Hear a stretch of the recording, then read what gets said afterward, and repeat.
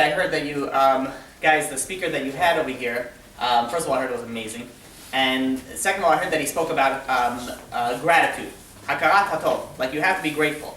So I want to add on to, apparently I heard that he didn't speak about what that has to do with Purim, with the holiday that's coming up in 2 weeks. He didn't speak about it. So I want to add just a few short words on where do we see the story of Hakarat hatov in Purim.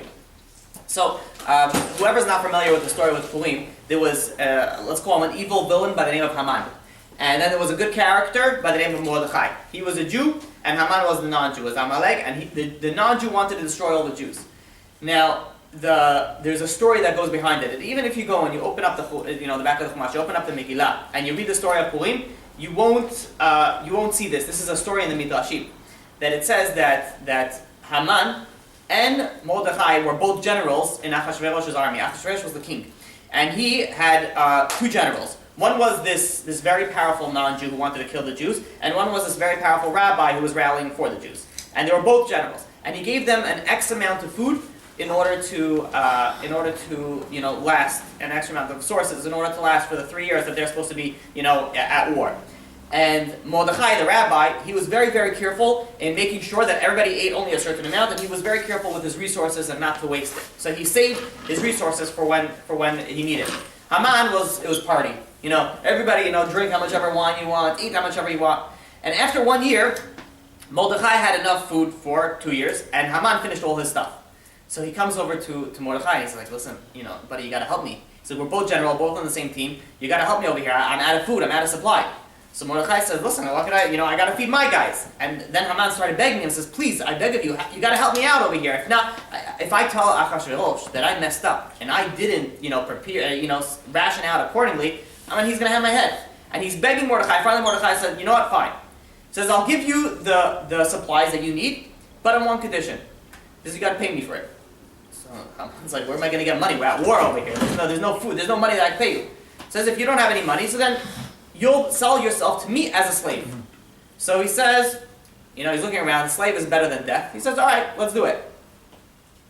So what are they going to write? They couldn't write their contract on just any paper. They didn't have papers. So they took out from Mordechai had armor, right? As people at war, they had armor. So they took the armor from the ankle, from the knee, and they took it out and they carved a contract over there that Haman is now the servant of Mordechai, because Mordechai is now giving him X amount of food, and they wrote the whole contract out.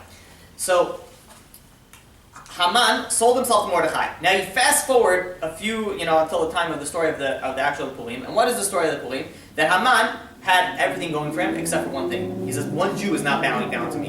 He says, everybody else, they were bowing down, they were giving, he had money, he had power, he had everything. One Jew, he didn't have it. And he said, what? He says, it's not worth it for me if I don't have that one Jew. And he went and he tried to kill the entire Jewish nation because of that one Jew. So he says, where is the gratitude? Because of him, you owe him your life.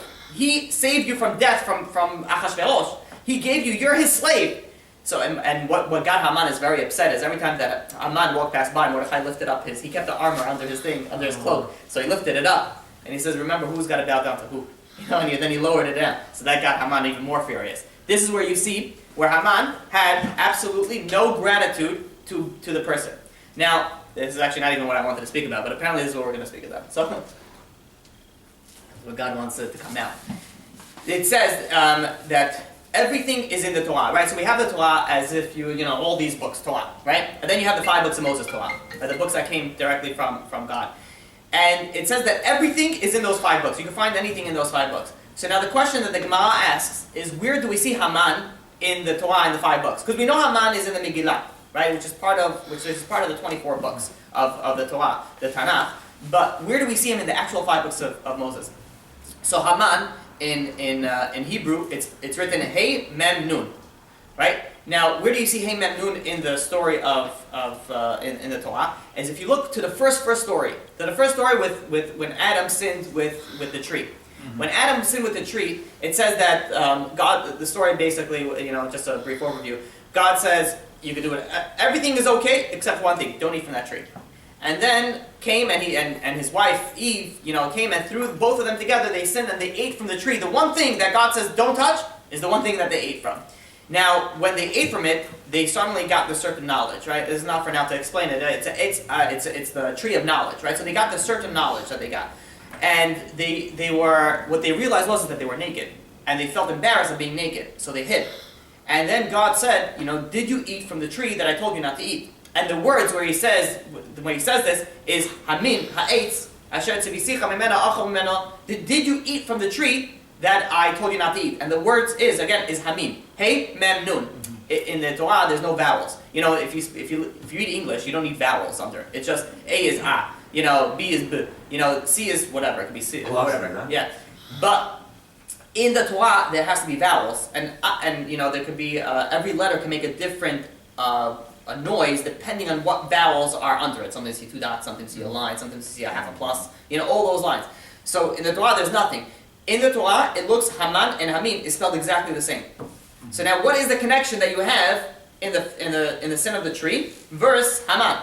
The sin of the tree, it was God told Adam, you have everything you want. I just ask you one thing: don't do this. Don't eat from the tree. And I'm sure he probably spoke about this in the yesterday. Yes. But my question, I'm sorry to interrupt you. No, but my question is, I understand that he says not to eat from the tree. So everything around was kosher. Only this tree was not kosher. They didn't eat animals at that point. Animals only right. came So after. It was only fruits or whatever was grown on the tree. Everything else was okay to eat. Right.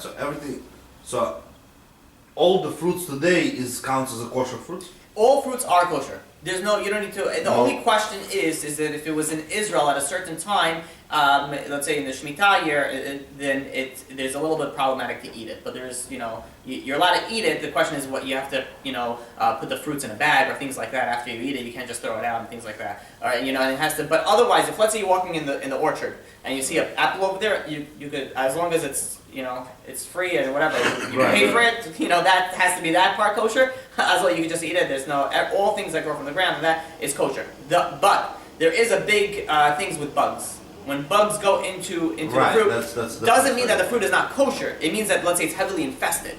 So they say don't. Like for example, there was a while that the strawberries were very heavily infested in bugs. So they said nobody eats strawberries. So but it's not because it's not kosher. It's because of the bugs. It's a bug, right? Mm-hmm. But if you're certain about it, it's not there. Right. For example, lettuce. Жучки были, черви были, фрукты в определенных, поэтому нельзя. Они кошерные, но нельзя. That's a very pure thing. It's very bad. It's very big sin. People don't realize it. It's not good protein. What kind of name was the trees? So it's a good question. There's a machloket. There's an argument in what type of tree it was. Was it some apple? I don't think anybody says apple. I don't think any of the Jewish sources say apple. Really? Yeah, as far as I remember. I told Ranan. He asked me that question. When he ate, what was the most worst thing that I said we ate from we ate the apple. Right. Said we ate from the tree. Right. So he corrected me like several times, for me not to mention there was apple. Because the sources that we have is either it was an etrog and a Zitron. Zitron. Yeah, that's one option. Other option was grapes. I think there's an option. It was but also how's if it's grapes is kosher, so how's it? And especially that the grapes wine is made out of grapes. So that's one of the reasons. That's one of the reasons we have all these tikkunim. Tikkunim is like fixing the sin. So now we do mitzvot with the possibility. It could be either a etrog, wheat, or was it that he ate from not kosher tree? That was the biggest problem. It wasn't the fact that it was not kosher. It was the tree of knowledge. It wasn't kosher. You could define kosher. What's kosher? Kosher is something that God says don't eat this. Right. This is kosher, you can eat it. So technically you could say it's not kosher because God said don't eat it. Yeah, so technically you could use it that the first sin was eating not kosher. Technically, if you use the words, but the idea is that going back to what we said before is that God says everything. God gave him everything, right? I created you. Okay, I see that you need a mate. I made you a woman. He did everything for him. Everything ready to eat. One thing, just one thing. Don't eat from the tree. And that's the one thing that's a lack of gratitude. It's lack of gratitude to HaKadosh Baruch Hu. I don't know if he spoke about this, but we as Jews, we are known to be grateful people. First thing we say when we wake up is Modeh Ani. You spoke about this? Yeah, 12 words, right? What? 12 words, right? What is it when you wake up? Yeah, over it. 12 seconds. 12 seconds before you get up. Yeah. That's Because he said that some professors in England, Yeah, in England, yeah. they made a new research and they said when a person wakes up, he has to stay in the bed for 12 more minutes. 12 seconds. 12 I heard seconds. about this. Yeah. Because And that's what he right. counted, whatever He counted. I heard about this. Yeah. It's being grateful is a very. If you have a grateful quality, you'll have a much happier life, much happier marriage also. A great marriage if you're grateful, because a lot of people are thinking, okay, this is my wife needs to do for me. I give the money, and she's gonna make me food, and she's gonna keep the house clean. But if you're that's not being grateful. If you're grateful, you'd be like, okay, she's helping with the kids. She might have had a hard day. She can't cook. The house is a mess. You don't get upset at those things. Being grateful helps across the board. That's why grateful is modeh. Modeh is one of the things. Modeh is actually, I don't know if he spoke about this also, and then we'll get to the thing that I really want to speak about. Modeh is not only saying, thank you, being grateful, but it says admitting. If anybody here speak Hebrew? Modeh means to admit. I admit. Modeh. So what you're admitting that everything's in God's hand. You're admitting, Modeh ani lefanecha. I'm admitting to you that everything's before you. And you brought me back my soul, and that's what you say in the morning. But okay, this is just like, you could also plug it in that gratefulness, the lack of gratitude was also in the story of the Purim. But okay, so now, let's begin. By the way, tonight is Rosh Chodesh. Yeah, Rosh that's Chodesh, true. we know that? Okay, tonight is Rosh Chodesh. So when Adar comes in, there's a very, very interesting Gemara. The Talmud says that when Adar comes in, you have to increase in happiness. When this month comes in, I don't know if you ever heard about it. When this month comes in, when Adar, when this month that we're celebrating comes in, you have to increase in your happiness, right? Now the question is that there's another month in the Jewish calendar is when you're supposed to decrease in happiness, and that's Av. That's in the month that when the temple was destroyed. So we have to decrease in happiness. And the halachot go and says, okay, how are you going to decrease in happiness? X, Y, and Z. Don't do this, all these things that you have to do. Comes the Gemara and says, you have to be happy on now. But it doesn't tell you how to go figure it out. It doesn't say anything. Be happy. You got to tell me how to be happy. Right? So what we're going to try to uncover tonight in the time that we have is how are we supposed to be happy. I just remembered Rabbi Ephraim said that we have to learn the Leilui Nishmat, so let me do that. Zara ben Natan Sion. Tonight is his yard site.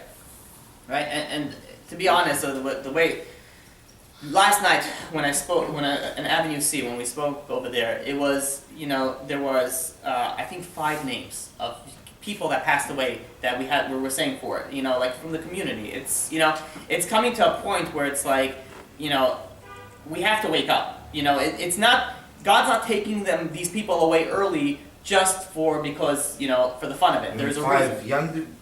I don't know their ages. I know 2 or 3 of them were young. Yeah. These 3, there was nothing. Yehoshua in Purim. It was his cousin. When I sat over there and they were just reading names, and I'm like, what are these names? What's going on over here? Like, what's going on? And today there was, I don't know if you guys heard, there was a Lakewood. There was a woman, Ahmanan Atzan. She's a mother of 3, 28-year-old. She got hit by a car. She got into a car accident, and she passed away. Where? Baby today in Lakewood. I didn't even hear. My wife came home. She told me about this. So it's things are happening to the Jewish people. There's a reason for it. We don't know the reason, right? We don't know what the reason is. But the one thing that we do know, it's a wake-up call. It's time for us to wake up and increase our observance. That's a reason. A wake-up call is a... Wake up, yeah. We don't know, it's a reason because people are not keeping Shabbat, or it's a reason that people don't keep kosher. We don't know exactly the reason it is. The one thing that we do know is to do that. Which, by the way, do you know why? In a way, if you think about it, is it a blessing or is it a curse when something bad happens but you don't know the reason is? For example, let me explain that. That back in the old days, I'm saying, if something bad happened to you, you could go to a prophet and he says, you know why this bad happened to you? Because you sinned. This, and you fix this, and the bad thing will go away. So now my question is nowadays that we don't have this prophet, is that bad or is that good? It's good because then we become our own prophets. And we gotta figure out what we did wrong. Oh, so yeah, you're right. So, but let me add on to that. So why is it? So he's saying that it is good because now we have to figure it out on our own. But now there are many people back in the olden days. There was nobody who was like, all right, I'm not keeping Shabbat because I gotta go work on Friday night. Everybody was like religious. It was like not, I shouldn't say that, but most people were. There were times in Jewish history, that unfortunately we didn't. But overall, at large, we don't have like we have today. That's if something bad happens, so you think, okay, you get one smack and you wake up. But if somebody, if something bad happens, and okay, now I got something bad happened to your car. Okay, I know I got to fix something with my car. I was wrong, but That's if you have one problem wrong. Now what happens if somebody has 20 things that he needs to fix on? You know what's getting 20 smacks from God is? That's a lot of trouble in one day. People are not going to be able to handle it. So what God does is says, okay, I'll send you one thing, one problem, go figure it out. And you're like, I don't know what it is. Maybe it's because I didn't keep kosher. Maybe it's because I didn't keep Shabbat. Maybe because I didn't do this. Maybe because I didn't do that. So at the end, you don't know what it is. At the end, you end up fixing everything. So one problem ends up fixing everything. One problem, one little smack from God ends up fixing your whole, well, hopefully fix your whole 20 issues, as opposed to having 20 issues trying to fix 20 things. You follow me? So in a way, you could look at it in a good way. In a good way that we don't know why bad things happen. All we know is we got to wake up. And now it's up to everybody to figure out what they need to wake up, right? Everybody could improve in anything. But okay, so now going back to our original question is happiness, right? Now happiness is a very, very big issue in the world at this point. Depression is rampant. Everybody's, depressed. Kids are depressed, right? Adults are depressed. Parents are depressed. The depression is so rampant, and we have to see, well, how the Torah says, how are we supposed to be happy, right? So this, hopefully we'll be able to, if we have time, we'll hopefully be able to go through at least one, if not hopefully two, and maybe we'll continue it next time that I'm here. Next Tuesday we'll speak about the other ways of happiness. So it's very interesting. So going back to the story of Purim, it says that who could save the Jews? Only somebody who doesn't have parents. Says God. Now the obvious question is why? It's a very vague statement also. Like, who's going to save Jews? Only somebody who doesn't have any parents. So. By the way, I apologize, I'm drinking, I haven't my mouth is beyond parched. Okay, so it says that a very interesting, when as a speaker, if you see people, there's sometimes you have to change topics, is if you see that people, you're trying to teach a topic, and then you see that, this one's falling asleep, this one's spacing out, this one's doing this one's on his phone, and this one's playing a game, you see him falling over because he's tilting on that, and you're realizing that it's just not working. So you have to realize to switch a topic, or you have to say a joke to wake them up, or you say a story to wake them up. So now it wasn't just nowadays, right? It was also in the days of Rabbi Akiva. He was teaching a class, and he saw that people are falling asleep. So he told them this line, this idea, and he said, and we're trying to explain and how it actually did anything. He says that Sarah, our foremother, Sarah, right? Sarah married Abraham. She lived 127 years old. That's why Esther, which is in the Purim story, she ruled over 127 provinces, and that was it.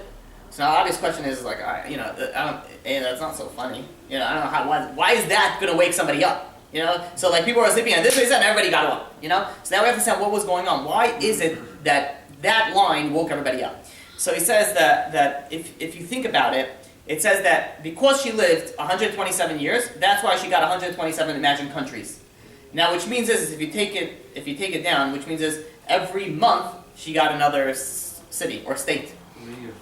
Every year she got another country. So every month that she lived, she acquired another which means for Esther. She acquired another state. For every week, she acquired another borough. For every day, she acquired another zip code. Like something you imagine if you do something today, and your grandkids are gonna end up, everything in 11230. The zip code is gonna be your grandkids. Can you imagine the value of that? So every day that she that she was alive, she got extra property, extra for Esther. And eventually, because she lived for 127 years, Esther's her great ancestor ended up ruling over 127 provinces. Now the idea is that if you look how important is each and every second you could acquire worlds, you could acquire zip codes, you could acquire, and if you think about that, then when people are falling asleep, be like, don't fall asleep now, wake up. If you wake up now, you know what another 5 minutes of learning Torah could acquire? What another 10 minutes of learning is going to be able to get? So you could go on and say, this is a very famous thing. I'm sure you guys heard of it. It went out of like all WhatsApp groups and everything. It says, imagine you have in your bank deposited $86,400 every single day. I think that my math is correct. And the trick is, the catch is that at the end of the day, they're gonna whatever you didn't use up in that cash, they deduct. So for example, let's say you have $86,000 in the bank. Mm-hmm. So you go and you buy one car. You buy a $70,000 Mercedes. And you have $16,400 left in your account. So they take it out. So who's going to be smart? Somebody's just going to swipe everything. So might as well, I'm going to lose it. I have another car sitting. I'll sell it at a different time. So you swipe it. Every day, a person is deposited into his bank account called life 86,400 seconds. That's how much you have in 24 hours. It says, by the end of the day, everything gets taken up. You spend, 20 minutes just looking at Facebook and stalking other people, that's just gone. It's never going to come back. You spend, 50 minutes trying to figure out what are you going to eat for lunch because you're not sure what you're in the mood of. If you're in the mood of this food or that food, it's all wasted, right? It all gets pulled out. So you have to, he said, what Rabbi Akiva said, he said, listen, he says you want to make sure you wake up and you capitalize on every single minute, right? What's a good businessman? A good businessman is that when an opportunity comes up to him, he's able to capitalize. He says, okay, I see this good, and he snatches up before somebody else does it, right? Or if anybody's in real estate, that's the way it works, right? If there's a good building out for sale, before it even gets to sale, somebody bought it already. Before it even goes on the market, it's already caught up, right? So a good businessman has to capitalize. We have to be good businessmen in our life. We have a certain amount of time in here, and you've got to make sure that you don't waste it. So says the Rabbi Akiva, he says, this is brilliant. He says one line, everybody got it, right? In our generation, we have to say one line, we have to explain for 50 minutes, explaining what that one line is.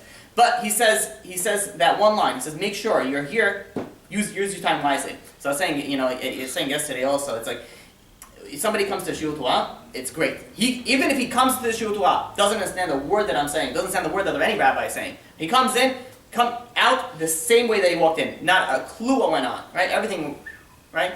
Does he get reward for coming? Yes, absolutely. He gets reward for coming. He gets reward. He gets reward even just for walking here. And Ma says. So now imagine somebody that comes and listens. So I'm sure he gets reward, right? But now there's other things. There are people that come, and not only do they not listen, they disrupt. So now the question is, what is it good for that person? Is it better for him to come, or is it better for him not to come because he's disrupting from other people? Better to come. Better to come. I say better to come. Depends on the rabbi. but some rabbis can't handle it. They'll be like, either you leave or I leave. That's it. But the truth is, it's an interesting question. It's an interesting thought to ponder on. But going back to what we said before, we started off. We said that we're trying to figure out happiness. Now, when Rabbi, what we asked is that we said that it says that who's going to save the Jews? Somebody who doesn't have any parents, is an orphan. So now there's a very interesting Gemara in Tanit that it says Rabbi Hanina ben Dosa, which is a huge rabbi, what are you talking about, over 1,500 years ago, that he one time, he didn't have a lot of money. And it really, really bothered him that he didn't have a lot of money. So he goes and he prays to God. He's like, God, please, bless me with money. And magically a hand appears from heaven and comes down with a golden leg of solid gold. A leg of a table goes and comes down to him. And he takes it and he's like, oh, thank you very much. Right? If only our prayers will be answered that way, right? He goes, he takes it, thank you very much, and he comes home. And his wife says, you work, you don't usually make this type of money. Where'd you come up with this? So he explained to her, listen, I prayed and God gave it. That night he had a dream. And in his dream, he saw that he was sitting at a table, him and his wife were sitting on a table that had only 2 legs. And the other rabbis that were sitting on tables had 3 legs. And he wakes up in the morning and he tells this over to his wife.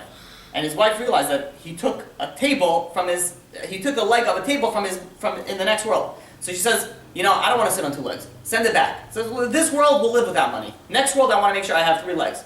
So you have to understand what's going on with the story. Then the story goes on very interesting. So he prayed, and God took the leg back. God took the leg back. What does the Gemara says something? It says, what was greater? It says it's greater that God, not that God gave the leg. It's greater that he took it back. Because it says that God gives, but God doesn't take away. Now the obvious question of Yonas and Abishitz asked, he says, what do you mean God doesn't take away? He says people die all the time. God gives the soul and he takes them out. What do you mean that God doesn't take away? So there's a very, you have to understand, it says, why was he praying? Why was this huge rabbi praying for riches? Right? It's not because he wanted the new Lexus. Right? The rabbi, it's not because he wanted a yacht. Why was he praying for riches? The reason that he was praying for these things is because poor people comes over to the rabbi and says, listen, Rabbi, I have this bill and I have this bill, and now please, help me. Can you help me with this? Can you help me with that? And a rabbi that has money, okay, so he's able to give a few dollars. But if a rabbi has no money, he's like, I'm sorry, I have nothing to give you. And it hurt him so much that he was turning away poor people. He says, I can't. His heart was he had a heart of gold. He says it bothered him so much that he couldn't give anybody else. He says, God, please give me money so I could give the poor people. So that, you had a question? Yeah, but wouldn't that's whatever he would do, that would be a big mitzvah, right? Wouldn't that put him in a higher position? Very good question. Yeah, there's a lot of questions you could ask along those lines. Yeah, technically, yeah, but we're going to soon see why it won't be. So here, stay tuned. So, so now he goes and he says, and there's a very, very fundamental law that's very, very interesting. And I don't know if it's anything else other than Judaism. There is a law that if you want to do something, but you can't do something, I'm talking about something good. You want to go and give charity, but you don't have the ability to give charity. So you don't give charity, but you wanted to, so you get reward as if you did it. Right, so you follow me? So if you want to do something, in Hebrew it's machshava k'maaseh. If you want to do something, but you can't do something, but you really want it, you get reward as if you did it. Right? And we're going to have to explain this. It's not like, well, I really want to go learn, but my bed is really warm now, and I'm not gonna, we're going to have to explain that there's a lot of criteria that goes into this. So the question is that this rabbi, he wanted to give money. Now, he had the other option of actually having the money to give. So he had two options here. He had the wanting to give, and he had the actual giving. Now, what do you think is worth more in heaven? Wanting to give or actually giving? Everybody will say right away, giving. Wanted. Oh wow. Both. See, I forget that you're giving a Jewish class. It's never that. Whenever you ask a question, the people that learn the most will say without even machloket, argument. Whatever it is, it's always going to be an argument. I heard this amazing thing from Rabbi You guys heard of the Baba Sali? So his great answers. What unbelievable holy man. So you see all these arguments in the Gemara. This one's arguing, this one arguing. I thought, what are you talking? What's all these arguments? I thought everything is Torat Hashem Timimah. Everything is pure from God. Everything is only one. What's the argument over here? And he says people are none of the arguments that you have in the Gemara are actual arguments. There's different worlds. I'm just saying words now. Not that I understand what I'm saying, but just so you get the idea. He says there are worlds in Kabbalah, right? There's like 4 worlds, and there's different levels in different worlds. It says when this person says the halacha is like this, and this person says the halacha is like this, they're saying in different worlds. This is referring to this, and this is referring to this. Now that they're arguing at each other. Now the Aushko Maskana is what we finalize for this world, but when you see all those arguments, it's not actual arguments per se. So when I heard that, I was like, that just like changed my entire life and how to understand the Gemara. So when going back to what we were saying before, is it better to want to do something or to actually do something? Now listen to this idea that when somebody comes over to you, someone knocks on your door, right, 9 o'clock at night, you have to get out, you're putting on your robe and you're this, and you open the door and you see some guy collecting charity. So first of all, what people say is go send your kids and tell them your daddy's not home, right? Which is, by the way, you shouldn't tell that, because when you're doing that, you're basically teaching your kid to lie. So it's okay to lie in this situation, right? Just a side point. But you go, okay, fine. So you open the door, and then this guy starts pouring out his heart to you. He says, "Listen, this X, Y, and Z. I need money. I need to marry off my kid, and there's an orphan, and disease, and yada yada yada." And your heart really breaks. It really, okay. And he needs 20 grand, and you're like, "I'm not going to give him 20 grand." But he says, "You know what? You write a check of $2,000, right? And you give him a check of $2,000, and you feel about yourself really, really good, right? You feel like this guy, like he cannot ask you for any more because you gave him enough." And he walks away. Now, what's the reward that you get in heaven? You gave him charity. But in heaven, it's not just the action that you get rewarded for. There's a lot of things. What were your emotions? What was the background? How was your day beforehand? Everything. God comes into play everything. It's not just if you look over here, you made business, right? You made money, the tax says, okay, pay me back. It says you made X amount of money, this is how much you owe for taxes. In heaven, there's everything involved. There's thoughts involved, there's emotions involved, there's action involved. Everything gets judged. So if somebody goes and gives charity, besides the fact of giving, there's other things that get judged. What was his thought? Some people give, and the second they give, they're like, "Oh my God, why did I give $2 grand? I could have given him $500. I need to give him $2 grand," and you start regretting it. So right away, your reward goes a little bit down, and you gave it, so you still get the reward. So everything goes according to the motion. Now let's go to the other scenario. The other scenario is you wanted to give somebody, but you can't. You don't have any money. You're like, listen, I wish, and you start, giving him encouragement. I wish I could give you. I can't give you, and you start blessing him, and he leaves. So in heaven, you get reward as if you gave him the full amount. Now you get 100% reward for this charity because you wanted to give it from the bottom of your heart. When you actually gave him, you get 99% of the reward, 98% of the reward, because there's other things that come into play in it. So according to this theory, it would be greater to not have but want to do rather than have and do. Follow me? We're so far so good? Follow, but it doesn't make much sense. Okay. It doesn't make much sense yet. Yet. Stay with me. So now this is what the Gemara says. The Gemara says what was greater? It was greater that God took away the golden leg. Why? Because the fact that God should take away something now because He wants greater reward for what He's doing, that's why the poor people now are able to get money. Now they can't because you want more reward. So, but obviously we have to understand they're going to get the money anyway. But the idea behind it is that this is what it means that God doesn't take away. Well, God already gave it to you, but now He's taking it away because now you're going to get more reward through it. Now we have to understand this idea. What's this idea that if you want to do something, then you get reward as if you did it? This, first of all, is we have to understand. This is only when you have absolutely no ability to do it, right? If somebody goes and lays in bed and says, "Oh, I really want to wake up to pray," all right, so I'll get a reward as if I did it. I really want to, right? I ask people, I'm like, "Do you want to keep Shabbat?" I want to. This is the new thing. I want to. I don't. If I want to, then I'll do it. But I want to do it. And I'm like, you're gonna be confused already. It's like either yes or no. It's like either you want to or you're not. So there's people that think, okay, I want to do it, but I'm too tired, I'm too lazy, I'm not gonna do it. I need to drive, I need to yada yada yada, and you don't do it. That's not something that you get reward for if you did it. You get reward is if you really want to, and if you have the ability, you do it. But you can't, so you can't capitalize on that. But when you have the ability, you do capitalize on it. Make sense? See some blank stares. I think it looks like I have to throw a story or a joke away here, but yeah. All right. So says Rabbi Akiva, it says, Sarah, why did she get reward for 127 years? She should have gotten a reward for when she was able, 12, because when she was younger, she always wanted to do good. She was something that she always wanted to do good. And since she always wanted to do good, she got rewarded as if she did it. Now we have to go back to the first thing that we said is that the only person that's going to save the Jewish... What was her reward again? Rabbi Akiva says because Sarah lived 127 years, that's why Esther had 127 provinces. Esther had 127 Esther got reward because Sarah lived. Because Sarah lived that. This is Rabbi Akiva said to wake up the students. That idea. So when we first started it, now we have to go to the story of Purim and how this all relates. Haman goes over to Achashverosh and he says, "I want to go and get and destroy all the Jews." And Achashverosh started laughing. He says, "You and everybody else before you, everybody tried to destroy them. These people don't get destroyed, right?" By the way, there's one thing, if you ever speak to, there's things that I would say you speak to atheists. You say, "Okay, how do you prove that there's a God?" The one thing that you could say is look at the Jewish nation. How is it possible? Mark Twain, the famous writer, he says, look at this Jewish nation. It's persecuted nonstop. It goes, and it gets exiled from place to place, and they're always getting killed, and they're always doing that, but yet they're thriving. It's a religion that's thriving. You ever wonder how that is? It has to be a creator. Are you going to tell me that the Jews are around today for over 3,000 years since we got to the Matan Torah, we got destroyed in so many times and places? Most people will be like, all right already, just give up. Assimilate.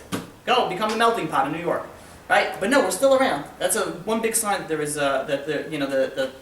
there is a God that's watching over everything that we do. So says Haman, everybody tried to destroy the Jews. Well, you could be any different than anybody else. So he says, I have something very different than anybody else. He says, I have a merit. My ancestors have a merit, and that merit is from Esav. Esav was Jacob's brother. What the one thing that he did that was better than anybody else was the fact that he honored his father to the utmost extent. He had the kivud avim, which is a very, very hard mitzvah. It's a very, very hard law to keep, to honor your parents. He kept it to the highest level. It says that he kept it, so now he says, I have this over the Jews. It says even the, because you could say even the tribes, they tried to kill Yosef. So where was their honoring of the parents? Right? That's why also it says that who's going to come and save them? Only from somebody from the parents from the children of Rachel. Because only the children of Rachel didn't try to kill anybody. It was Yosef and Binyamin. That's why it says Mordechai come from Binyamin, Ishimini. So, anyways, going back to the thought, Haman said, "Only I have the ability to destroy everybody else because my ancestor honored their parents." Says HaKadosh Baruch Hu, the only person who's going to be able to save and go against Haman is somebody who didn't have parents. Why? And you pick up the story of Estelle. And here's Estelle. You look at the story; it looks like ridiculous. You look at it and it says, it's so sad. You hear about the story of Estelle. First of all, why are we telling stories of Estelle that she didn't have any mother, she didn't have a father, and why do we need to know this thing? Estelle, when her mother was a few months pregnant, her father passed away. And you look at this, her first baby, and you're like, oh, it hurts you. When you hear these things, like, oh my God, now the mother has to raise the child by herself. You know how hard it is, and it's like, why did God do this? And then comes her birth, and she's in labor, and God, the mother passed away in labor. And now you look at it, like, come on, God, what's going on over here? You're saying, God, why are you doing this? why is it that we can never, question God? But, and he's saying, why, God, what's happening over here? This girl, no mother and no father. So why so cruel? Now, as she grows up, she doesn't have any parents. But she was always a righteous soul. And she always looks at other people's parents, people, you know what it is to not have parents. You don't have a mother tucking you in at night. You don't have your father taking you into the playground. You don't have the father, learning with you. You don't have any of those things. And it hurt her.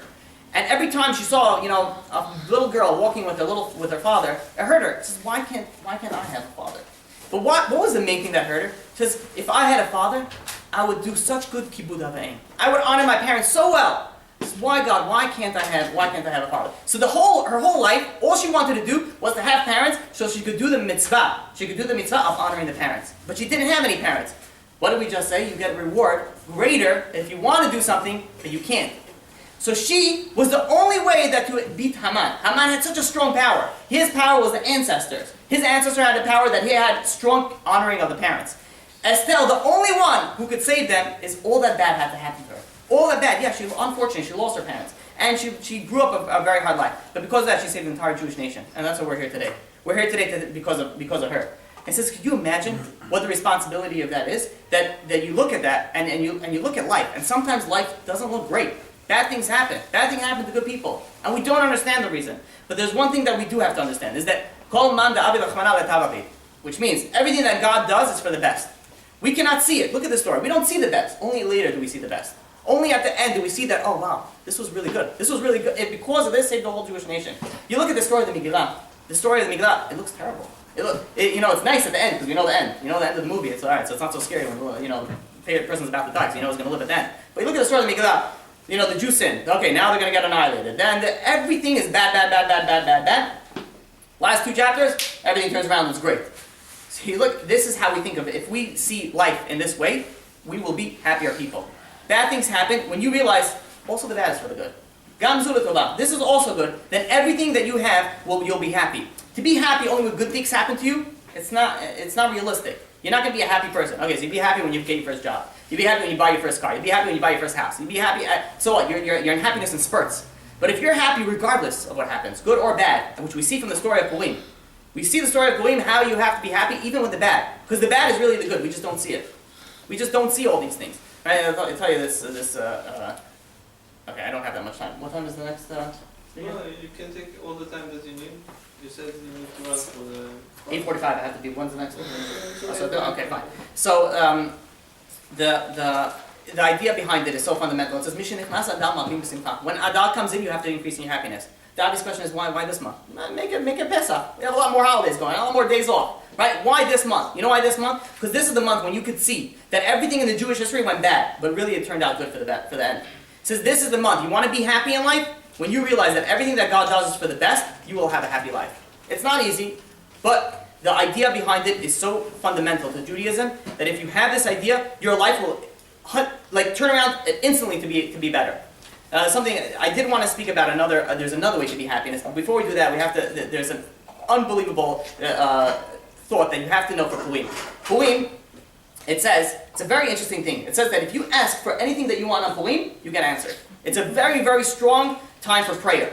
Right? It's if you go and you sit and you pray on Purim for a certain thing and pray with all your heart, you really pour in your head, God is going to answer you. The answer sometimes is no, but God answers. Right? It's a prayer that gets answered. Now the obvious question, why Purim? Why Purim, by the way, is so high. It says Yom Kippur is Yom Kippurim. It's a day like Purim. On Purim, you can get into a higher level than Yom Kippur. Most people completely throw it out of the way. They get drunk and they just barf all over the place and completely miss the whole boat. But the idea is that it's a very, very holy day, and you can ask for anything you want on this day. And I want to share with you the understanding of why. I heard from Rabbi Zachariah Wallerstein, unbelievable thought. That if you came just for this, it was worth it just to come. That there was once a child, and by the way, there's a rule also that in Purim, called haposhet yad notim lo. Whoever comes and asks for charity, you give him. You don't deny anybody. Everybody who comes to charity, give him something, at least a quarter, $1, something you give him. So make sure every year before Purim, I go to the bank. I go to the bank, I take out a lot of money, and I take out, let's say, okay, give me 15 fives, give me 20 tens, give me, a certain amount of thing. And I feel always awkward, like, okay, I have to explain to her now why I'm taking, I'm like, listen, because like, what do you need 100 singles for? Who knows what they think I'm going to, right? So what do you need all this thing for? So I have to explain to them, I'm like, listen, it's a holiday and a gift, and the people behind the tower is like, oh, don't worry, Purim, obviously not Jewish. We know everybody's coming in now, taking bills out in the weirdest amount of numbers. So they know, so they realize it is. It's very good. Make sure you walk around with a lot of money in Purim, right? I don't think nobody's going to get involved with Chas v'shalom. I'm going to start seeing a whole vandalism on the Chas v'shalom. But so now the idea is, so it says Kol HaPoshet Yad, whoever asks for money, you give him something. Now everything goes measure for measure. Just like when somebody comes and asks you for money and you give him money, so too when you ask God, God's going to have to give you. Measure for measure. Everything is exact. Now what's this whole idea of lovey-dovey, everybody's giving over money to everybody else. Then everybody's asking, everything goes. So, listen to the story. This is from Rabbi Zachariah Wallenstein. So he says, imagine there was a kid, and this kid wanted a bike. He was a little kid, and he says, please, Mom and Dad, can I have this bike? And the parents were like, listen, we'll buy you the bike, but the problem is that your grades are horrific. It says, if you get 100 on your next 3 tests, you get a bike. So the kid's studying really, really hard, and he's nonstop. He really, really wants this bike. And he goes, nowadays it would probably be like an Xbox, but let's think clean, right? He says, I want, a bike. And he says he studies really, really, really, really hard, and the first test back, he gets a 95. And he's like, all right, listen, maybe my parents are going to be a little, 195. The next test back, 98. He's like, a little bit closer, maybe they're going to be. Next, then the third test, he gets a 90. And he says, and he goes to his parents and be like, I was a 60 student before, now I'm a 90 student, so can I still have the bike? Parents said, listen, the deal is a deal. Says, you'll still get a bike, give us 300s in a row. So the kid's like, all right, what can I do? A little depressed, says a few words, goes in the room, slams the door, and, kids as they will be. And he goes, and the next day he's playing in school, and they're playing outside the yard, and they're playing soccer. And the ball goes over the fence and goes into the street. Now he's a little kid, he's going in there, he sees a little crack in the gate, he runs out to get the ball so he can continue playing. And God should only watch over everyone. And he went over there, he didn't see a car coming, a car came, hit him, straight on. And this kid took off. He went flying, it did not, people who are watching by, it did not look good. And everybody started running over, and they were calling Gotzilla and this, and the kid was bent in shapes you didn't even want to, it shouldn't be. And it looked very, very bad. And they call him, they bring him, the Hatzalah comes, and they bring him quickly to the hospital. He's sitting in the hospital, and now they call, the school has to call the parents. And the most uncomfortable situation, be like, listen, something happened. The second of the day, the parents hear that. It's like, what happened? And he's like, I think you should, come meet us by the hospital. And the mother's like, tell me what happened. He says, your kid, got into a car accident. It doesn't look good. Just come down quickly. And the parents, frantic, the father comes rushing home from work, picks up the mother, and they speed through to the hospital. They get into the hospital, and they barge in and say, we have a little 10-year-old that's in here somewhere. And, so they get the information and they say that he's in surgery now. So the parents come in and they try to get into the surgery. And, the nurses come out and be like, listen, you can't go in there now. The doctors are here. And they're like, tell us what's going on. You got to tell us what's happening. So one of the doctors, leaves the surgery while, the other surgeon is taking over. And he goes out and he says, listen, your kid was in a very severe car accident. And, we're doing everything that it can. It doesn't look good. So, the mother's like, well, what do you mean it doesn't look good? Nobody can nobody should be in this situation, but a parent cannot, they can't accept any bad information. He's like, what do you mean it doesn't look good? The doctor says, we're trying all that you can, ma'am. Please wait outside, and, we'll give you the news as soon as, whatever we have, we'll come out. I'll come out personally, I'll let you know. They're sitting in the surgery, the parents are crying, they're saying Tehillim, they're praying to God, please save our little child. And finally they come out after an hour and a half of in surgery, they come out. And they could see right away that, the doctor walks out slowly, he takes off his, his surgical mask, and, he's like, please have a seat. And, right away the mother breaks down the floor crying. She couldn't even, she falls down. And, the father picks her up, and the doctor says, this is never an easy way to tell you this, but, you didn't make it. And they both they lost it. They couldn't. And the Hatzalah members were still there. They were like, listen, call the Chaver Kadisha, you have to start preparing for the burial. So, and they couldn't do it.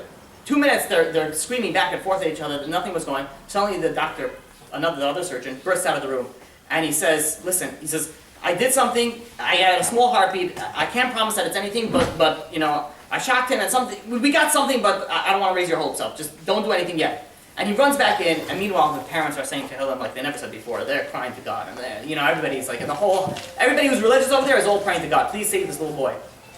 And 2 hours he's stuck in there, and then the other doctor walks out, and right away you can see it was different. He walks out, and he says, thank God we got something, we got a heartbeat. He says it's not, you know, he's still in very, very critical care, and we don't know how his future is going to be, but, you know, he's alive for now. And the parents were, they're beyond themselves. Oh my God, you know, and everything was just like amazing for them. All of a sudden, the life was turned upside down. And eventually the kid is in the ICU, and eventually he slowly gets better and better and better and better and better, until after a few months he gets discharged from the hospital. What do you think is waiting for him the second that he walks into this house? A bike, right, brand new shiny red bike, sitting over there with all the accessories that you could possibly think of. And the parent says, "Here you go." Now the moral of the story is when Purim comes to in our time, and you know, in God there's no such thing as time. Everything is as is, which means God sees the past, present, and future. There's no time. When God wrote the decree that we were supposed to die, we were supposed to die. And if we were supposed to die, that means we were dead. So in God's, if you can picture this, it's very hard concept to understand. In a no-time zone, we were dead. Right? It says, it's very interesting, whoever understands Hebrew, it says La'abdam. Lamed Aleph Beis Daled Mem. God wanted, that Haman wanted to destroy them. The word that he used for destroy is La'abdam, to get rid of them. La'abdam, if you separate it, it's Lo Badam. Mordechai saw that, he says, I see there's a decree in heaven, but it's not written in blood. Lo Badam means not in blood. If something's not written in blood, I could change it. I could change it. And that's why everybody started fasting and everybody started doing tshuva. And because of that, we got saved. We did tshuva. We did repentance. We fasted for 3 days. We did a whole, you know, it wasn't just like, you know, we sat back down there and, you know, God, you know, just fixed it up. We actually worked on ourselves and we fixed ourselves. Thank you. So in God's world, we died. And then suddenly, we came back to life is when we had that resuscitation, that our tshuva. What happens now? Now, it's when somebody loses something and they get it back, whatever you want. You know, somebody's about to get divorced. God forbid, no one should ever know from it. And then suddenly, you know, something bad happens to the wife, and they're healing together. And then, you know, the wife gets better, and you're like, whatever you want, darling. Do whatever you want. Whatever you want. When you're about to lose something, you realize what you have, and what that's going to get lost. Suddenly, you feel that God almost lost us. God almost lost us. Says, whatever you want today, you can ask. Says, now you came back. This little boy, he came back from the hospital. I want a tub of ice cream. Says, here's 2 gallons. You know, can I have Xbox? Here's Xbox, here's PlayStation, here's whatever other things that they have going on today. Right? Because everything that they want, they're so happy just to have them around. Says God, I'm so happy that you're around over here. Every year, it's just the same way. There's no time. So every year comes Purim, we die, and we get resuscitated. God says, I'm so happy that you're here. Whatever you want, you can have. And we're so happy that our friends are here. Says here, whatever you want, I'm going to give you. Right? We're all connected. Says, we give matanot le'evyanim, we give poor, we give gifts to the poor, we give you know, it's the weirdest thing. You give mishloach manot. Here's a basket of fruit. Thank you. Here's some cotton candy and a cake. You know, like, well, what's this exchanging of gifts? We're so happy that the other person's alive. That's why we're giving gifts to each other. We're so happy for this. It says, you know what's very interesting? You look at the whole story of Purim. The whole story of Purim. Why doesn't it say once, you know, the problem that we did wrong? It says that we went to the party, but it didn't say that we kept destroyed because of that. You know, it doesn't say, God doesn't keep on reminding us, oh, you know why you almost died? We go to this and this. When a parent goes and the kid came home, is he going to say, yeah, you have to be careful how you cross the street? You know, yeah, look what happened when you didn't use. Oh, you see, you didn't listen. No one's going to say that. They're just happy that you're alive. So God's so happy that we didn't even mention the sin again. Didn't even mention it. Nothing even came up about it. This day is so opportune for prayer. It says, God is so happy that we're alive. It says, whatever you want, I'll give you. Just ask. Just ask. It's a day that's so opportune for prayer. It's so important to pray on this day that, what is it, March 24th? 24th, right. 24th, right? Mm-hmm. So keep that calendar, you know, keep that in mind. It's a very, very important day. It's one of the holiest days to pray. You also wake up, you come to the synagogue, very important. You pray with the minyan, also it comes right away, and you don't get answered much higher. I want to end with the final story of how do we understand that bad things happen, we can still look at it for the good. There was once a father who had to work 3 jobs just to make ends meet, and he was the white hair was growing on him before the black hair finished growing. It was just like he was stressed out. He was working over here, working here. Hasn't taken vacation in 15 years. And he's busting. He can't. He says, I need a vacation. So for the next 2 years, all he did was, every time that he saved like $50 on the side. He put a little money on the side so he could take his family on vacation. And he's working 3 jobs and he's trying to pick it up just for his goal was like this vacation that he's planning to do. And finally, the 2 years comes, he saved a small sum that will be able to take his family for a small vacation. And he goes and he books it in advance, and they're doing research on what they're going to do, and everybody's excited, everybody loves it. This is the father, sometimes planning for the vacation is already the vacation itself. He's like, oh Hashem, thank God that I could do this. And he's going and he's planning this vacation. And he pays for everything in advance, cheaper that way, doesn't save money. And he goes, and the day comes that they have to travel to the airport to fly. So they're calling everybody in the car, right? It's a large family. When you have a large family, you have to make sure you have all your kids. And you're like, we're missing one kid. So he comes in and he says, it's funny. There was once a comedian, who says some rabbi, they have so many kids. It's like, and his name is Madi. He's like a Jewish comedian. And I saw this recently. He's like, what's the difference if somebody has 2 kids or 14 kids, right? Somebody has 14 kids, some kid is running and misbehaving. You're like, hey, you. What's your name again? He's like, oh, my name is Sam. Sam. I have 13 others. I don't need you. Better shape up. If you have 2 kids, you really need everyone. So he says he made a joke. Obviously, everybody needs every kid is a special soul. But he says, if you have so many, he had so many kids, he didn't know where his last kid was. He says, no, we're missing 1 kid. So he calls into the house and he's like, hey, Moshe, come down, let's go, we're leaving. So Moshe is like, he's like, oh, I'm not ready yet. I have to, his father's giving, come on, we're late, we're gonna miss the flight. So he throws everything, you know how men pack, right? Men pack 3 minutes before they fight, everything just goes in, then you shake it a little bit for good luck, and then you go. So he goes in, and we're gonna finish in 2 minutes. He goes in and he says, let's go, Moshe, we're gonna be late, we're gonna miss the flight. So he goes, sits in the car, and Moshe starts running down. He starts running down the stairs, and because of the hurry, of the weight and everything, he starts falling down the stairs. And he falls down the stairs, and the leg is supposed to go this way, it went the other way. And the father's like, oh no. The father's like, just come, it'll heal itself. And the mother's like, come on, what are you talking about, heal itself? It's bent the wrong way. It's facing outward. What do you mean it heals itself? We gotta take it to the hospital. And says, no, he's a kid, he's gonna be okay. He's been planning this for 2 years, this vacation. And now I'm letting him make stuff for like a little. And finally, the kid was screaming, crying. They saw that they had to go to the hospital. And what are they going to do? They can't leave the kid in the hospital and not go, and go on vacation. So the whole family, with all the luggage, travels to the hospital. And the whole time, the father wasn't even upset about the kid. He's like, God, come on, why are you doing this to me, God? He says, 2 years. Well, what am I asking for already? I have 15 years. I haven't taken a vacation. I've been saving for 2 years. You can't give me no vacation. He's like, all I asked for is a few days off. Because why? So he comes in and depressed, upset that he lost his flight. He goes, wheels his kid into the emergency room. The doctor sees it, says it's not good. We have to, he's having the blood circulation to stop. We got to go take him for surgery right now. And they go and they start working him in surgery, right? 3 hours later, which is very odd. He says, why is it? It's supposed to be an hour and a half surgery. 3 hours later, the doctor comes out, and the doctor comes out and says, thank God your kid is okay. He says, but you don't know how much of a miracle it was that he fell. He says, in his foot he had a huge tumor. Says it would never have been, by the time that we would have realized it, either it would have spread or we would have had to amputate his foot. He says if this kid wouldn't have fallen down and broken his foot, you would have had, your kid would have been missing 1 foot for the rest of his life. He says, and then the father looks up to heaven and he says, God, I'm sorry I ever doubted you. He says what, a few days trip is worth it having a kid, losing an amputation. So this is how we have to look at our outlook in life. You want to be happy in life? Nobody should have any bad things happen to him. But if bad things do happen, know how to look at it. You have to look at it with the right eye. You have a Father in heaven that loves you. And He only wants to do good for you. And if you have that mentality in mind that anything that bad is really good, you just don't see it yet.